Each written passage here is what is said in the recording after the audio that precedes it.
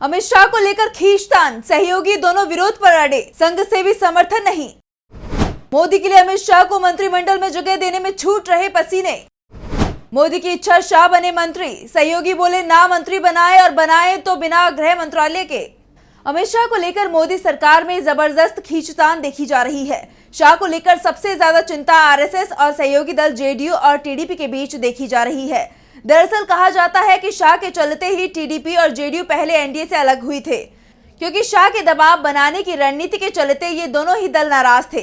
ऐसे में अब मोदी सरकार पूरी तरह से सहयोगी दलों पर आश्रित दिखाई दे रहे हैं, तो फिर सहयोगी दल समर्थन की पूरी कीमत मांग रहे हैं। ऐसे में शाह को लेकर टकराव होते हुए भी दिखाई दे रहा है। दावा तो यहां तक किया जा रहा है कि अमित शाह के नाम पर इस बार आरएसएस का भी समर्थन नहीं मिल रहा है और इसी के चलते शाह के नाम पर पेंच फंसा हुआ है। दूसरी तरफ नरेंद्र मोदी अपनी सरकार में अमित शाह को जगह देने पर अड़े हुए हैं। ऐसे में शाम को शाह शपथ लेते हुए दिखाई भी पड़ सकते हैं।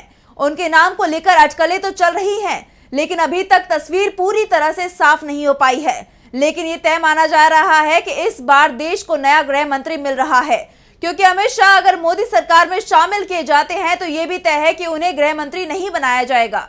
दरअसल गृह मंत्रालय के अधीन सीबीआई भी आती है और इसी के चलते अधिकांश सहयोगी दलों को बेचैनी है। वैसे मामला वित्त मंत्रालय को लेकर भी फंसा हुआ है। निर्मला सीतारमण का नाम भी संभावित मंत्रियों के नामों में शामिल नहीं है, यानी देश को गृह मंत्री ही नहीं, नया वित्त मंत्री भी मिलने वाला है। वित्त मंत्रालय के अधीन ईडी आती है। ऐसे में टीडीपी और जेडीयू दोनों ही इस मंत्रालय को लेकर दावेदारी कर रहे हैं, लेकिन ये बात तो तय है कि बीजेपी वित्त मंत्रालय अपने पास ही रखने वाली है। ऐसे में सवाल उठ रहे हैं कि अगर अमित शाह मंत्री बनाए जाते हैं तो उन्हें कौन सा पद मिलेगा। वित्त और गृह मंत्रालय मिलना मुश्किल दिखाई दे रहा है। दावा किया जा रहा है कि टॉप 4 मंत्रालयों में से सिर्फ विदेश मंत्रालय एस जयशंकर को मिलना तय दिखाई दे रहा है, लेकिन ऐसे में शाह के लिए सिर्फ रक्षा मंत्रालय ही बचता हुआ दिखाई दे रहा है। लेकिन उन्हें रक्षा मंत्रालय मिलना भी आसान नहीं है, क्योंकि मोदी सरकार के दूसरे कार्यकाल में रक्षा मंत्रालय राजनाथ सिंह के पास रहा है और उनसे ये मंत्रालय वापस लिया जाएगा, इस बात की संभावना भी नहीं दिख रही है। साफ दिख रहा है शाह को लेकर नरेंद्र मोदी बुरी तरह से फंसते दिखाई दे रहे हैं। अगर शाह को मंत्री पद मिलता है तो उन्हें कम महत्व का मंत्रालय ही मिल पाएगा। ऐसे में शाह का मंत्री पद ही मुश्किल में दिखाई दे रहा है। शाह को लेकर अभी भी सहयोगी दलों के साथ ही संघ को मनाने की कोशिश चल रही है, इसलिए उनके नाम पर अटकलें लगातार चल रही हैं। अमित शाह भी सरकार में महत्वपूर्ण भूमिका निभाने की तैयारी कर रहे हैं, लेकिन फिलहाल उनकी सहयोगी भूमिका सरकार में क्या होगी ये साफ नहीं हो पा रहा है।